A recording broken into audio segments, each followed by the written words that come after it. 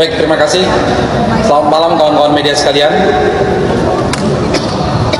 Ini kami bersyukur sekali, alhamdulillah, tadi Bawaslu menjawab semua pertanyaan-pertanyaan publik.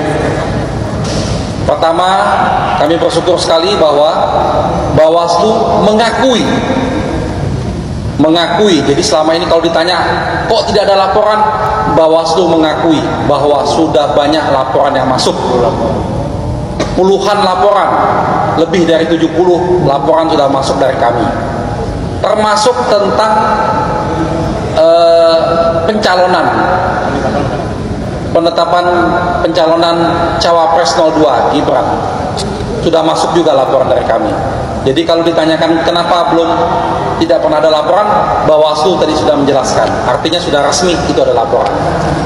Lalu selanjutnya yang menyenangkan juga bagi kami adalah diakui juga oleh Bawaslu bahwa banyak laporan kami tidak ditindaklanjutin. Jadi itu juga sebagai bahan yang kuat bagi kami bahwa karena Bawaslu tidak menindaklanjutin, maka MK lah yang paling tepat untuk memproses ini. Itu hal yang penting yang tadi di Bawaslu sampaikan. Ini tambahan.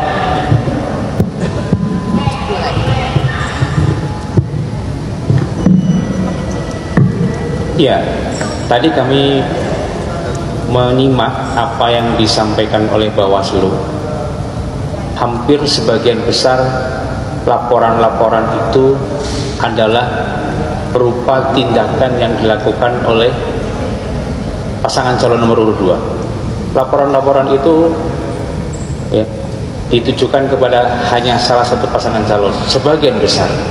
Ketika ada laporan pembagian susu yang kasat mata, kemudian kesimpulannya tidak terpenuhi.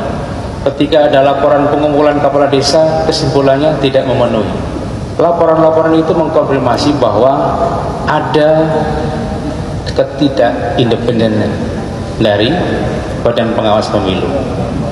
Jadi Bawaslu seolah-olah seperti menjadi benteng untuk melindungi pelanggaran-pelanggaran yang terjadi.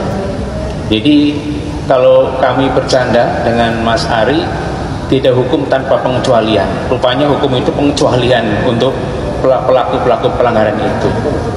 Sehingga tidak salah kami datang ke Mahkamah Konstitusi untuk mendapatkan keadilan dan kepastian hukum. Kecurangan itu terekam, ya, secara jejak elektroniknya juga ada, tapi di tangan Bawaslu itu bukan suatu pelanggaran. Dari sisi itu kami sedih. Hukum menjadi alat pembenaran. Nah, oleh karena itu pun kalau soal bansos yang disalahgunakan seperti itu dilapor ke Bawaslu pun hasilnya setali 3 uang. Makanya kami berharap ya, di persidangan sengketa hasil ini dengan argumentasi pelanggaran-pelanggaran yang jelas, bukti-bukti yang jelas, Mahkamah menilai dan menimbang, dan di akhirnya nanti mendapatkan putusan yang seadil-adilnya. Lah realitanya ketika bansos kemarin digelontorkan ya untuk kepentingan, bisa kita bilang itu kepentingan pemilu 2024 ini. Makanya Dewan PBB memprotes, menanyakan keikutsertaan atau sejauh mana cawe-cawe Jokowi di Pilpres 2024 tersebut. Karena bagaimanapun yang menjadi wakil presiden, yang jadi kontestan di Pilpres 2024 itu ada salah satu dari anak presiden, yaitu Gibran, teman-teman. Jadi wajar kalau Dewan PBB mempertanyakan ini. In February 2024, Indonesia held presidential elections. Campaigning took place in the aftermath of a last-minute court ruling that changed eligibility criteria, allowing the president's son to join the ticket of the front-runners in the election. What measures are in place to ensure that high-ranking officials, including the presidents, are prevented from unduly influencing the electoral processes? Are allegations of undue influence. Ini selaras dengan kasus bansos ya. Kasus bansos di Kementerian Sosial. Bu Risma melaporkan hanya dapat dana atau mengelola dana 70-an triliun.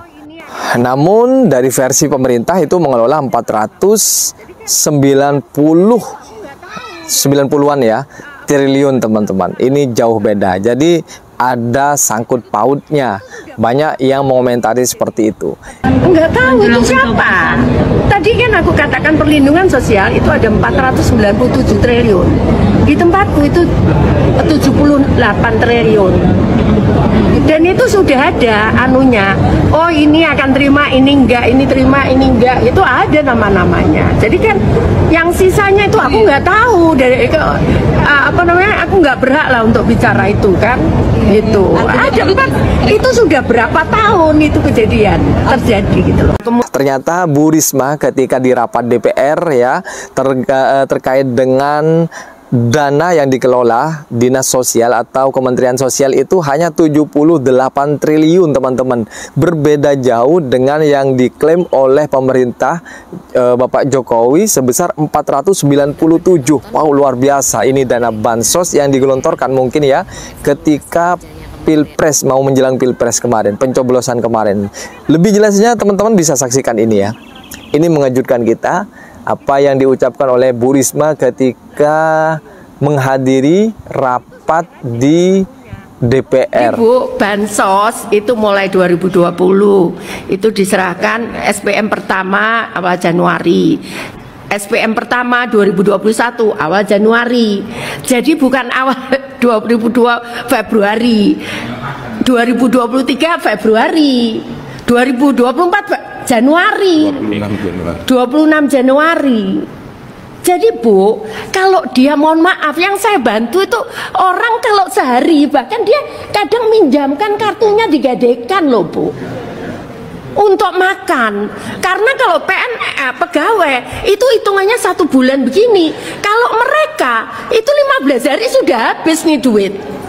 Nah kalau saya terlambat, mereka makan apa? Saya nggak mau, tapi yang perlu saya jelaskan Bu, program perlindungan sosial pemerintah itu ada 497 triliun.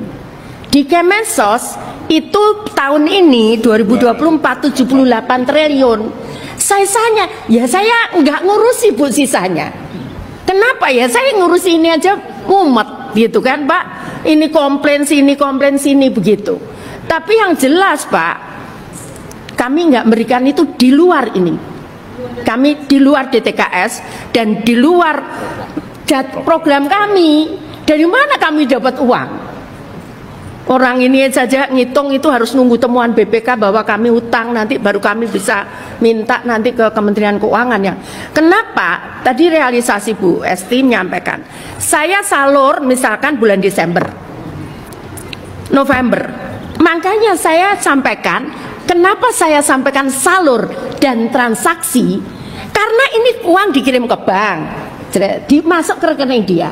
Dia ngambilnya itu mungkin 2 bulan kemudian, ada yang begitu, ada yang karena Bu jaraknya jauh ngambil ke bank. Tapi kalau saya serahkan semua ke PT POS, saya nggak punya duit. Jadi kayak Aceh besar itu Bu, dia nggak ada bank itu. Dia kalau itu butuh 500.000. Oke, itu saja teman-teman ya. Semoga apa yang sudah kita sampaikan, diskusikan bersama bermanfaat. Silahkan teman-teman tulis di kolom komentar ya. Apa unek-unek teman-teman, silahkan beri komentarnya di kolom komentar. Terima kasih sudah nonton video ini. Sampai jumpa di video berikutnya. Assalamualaikum warahmatullahi wabarakatuh.